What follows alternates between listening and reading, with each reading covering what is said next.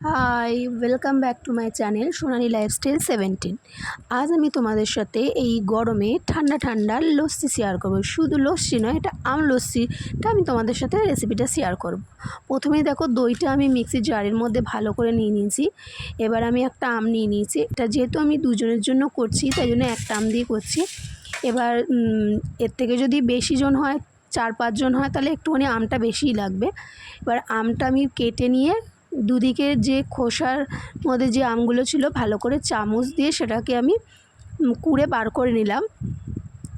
এবারে এদিকে একটা পিঠ বার করা হয়ে গেল, এদিকে এই পিঠটাও ভালো করে কুড়ে বার করে নিচ্ছি। এই ঠান্ডার সময় যদি আম লস্যি হয়, খেতে তো খুবই সুন্দর লাগে।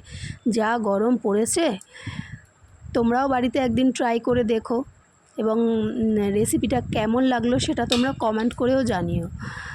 এবারে কি বলছি, আটির পোর্শনটা তখন কি করবো, আমি হাত দিয়ে ওটাকে ভালো করে, মানে যত আম ছিল হাত দিয়ে ওই আমগুলোকে বার করে নিয়েছি। ওটা তো আর চামচ দিয়ে, ওটা তো আর চাচা যাবে না, সেই জন্য হাত দিয়ে আমি ওটাকে ভালো করে, প্রথমে হাতটাকে ভালো করে ধুয়ে নেব। ধুয়ে নিয়ে তারপরে আমি এটাকে ভালো করে বার করে নিলাম। দেখো, সম্পূর্ণটা যাতে বেরিয়ে যায়, ভালো করে এটাকে আমি হাত দিয়ে ওটাকে ভালো করে বার করে নিচ্ছি। আমের যে পোর্শনগুলো হয়ে গেছে অলরেডি বার করা। এবার আমটা সব দেওয়া হয়ে গেলে এবার আমি এটার মধ্যে কিছুটা বরফ দেব। এবার বরফ দিয়ে এর মধ্যে কিছুটা জল দিয়েছি তার আগে। এবার বরফের কুচি দিয়ে দিলাম, দিয়ে এবার এটা মিক্সির মধ্যে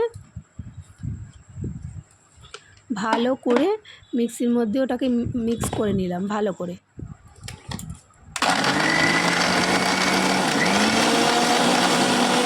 মিক্সির মধ্যে একবার বা এক রাউন্ড বা 2 রাউন্ড ভালো করে গুলিয়ে নেব, যাতে ভালোভাবে, যাতে আম যেগুলো আছে আমগুলো যাতে ভালোভাবে একবারে মানে পিষে যায়, কোনো রকম আমের অংশ যাতে না থাকে।